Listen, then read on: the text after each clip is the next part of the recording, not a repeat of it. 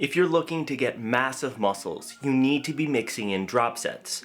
Or do you? Today we're going to try to get to the bottom of if drop sets are the missing link from your training regimen that you need to increase size. Stick around for this whole video because at the end we're going to talk about the best practice and how you can implement this with 3 different tips into your own training programs. So let's jump right into this.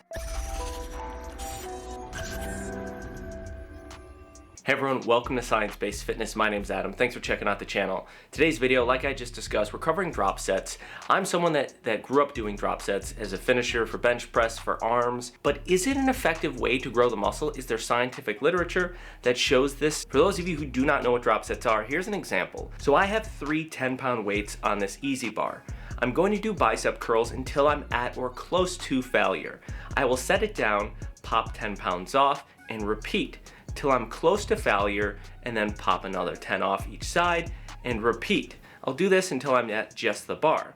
Now there's no simple protocol for this. You can do this by reducing percentages, you can do it by reducing total plates or weights. You can do this for 2 sets, you can do this for 5 sets. It depends on how you want to mix it in. As long as we're reducing weight, lifting close to failure, and have a very short turnaround, this is essentially what a drop set is. This type of training adds a lot of metabolic stress, which is one of our 3 mechanisms for hypertrophy. And depending on how you train, mixing in something like this, if you're not doing it already, will alter the stimulus to the muscle and can improve the muscle size. So what does the literature have to say about drop sets? Well, when we look at a review done by Brad Schoenfeld, which included a few studies, they were able to conclude that drop sets were able to increase cross-sectional area by roughly 2%. But one of the other studies that looked at when they equaled volume, which means the total number of sets and reps were equated, that there was no statistical difference between drop sets and traditional training methods. And the other study concluded the same thing, that there was really no difference. But what they did find was that drop sets were an effective strategy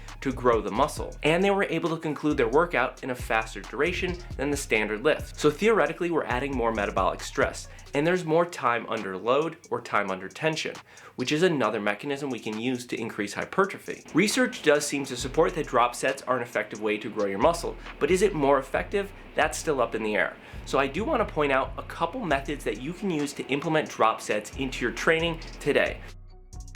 Now the first main thing I want to say with drop sets is traditionally we try to avoid those big, heavy compound lifts. Since this is a fatiguing exercise that compromises form, doing something like this while we're squatting might not be the best use. One thing I always try to tell people is look at the risk to reward.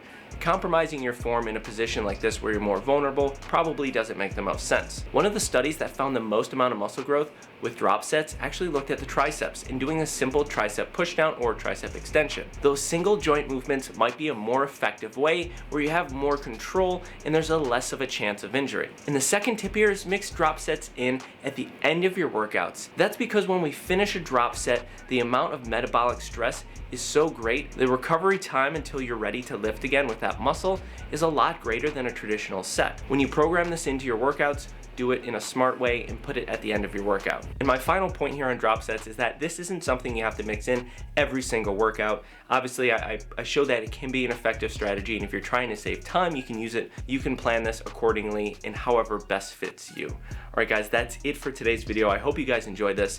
If you have any questions, put them in the comments. And if you're new to the channel, hit that like and subscribe button, and we'll see you guys next time. Also, if you guys like the shirt and you want to purchase one, I have my link in my description on my website. Check it out.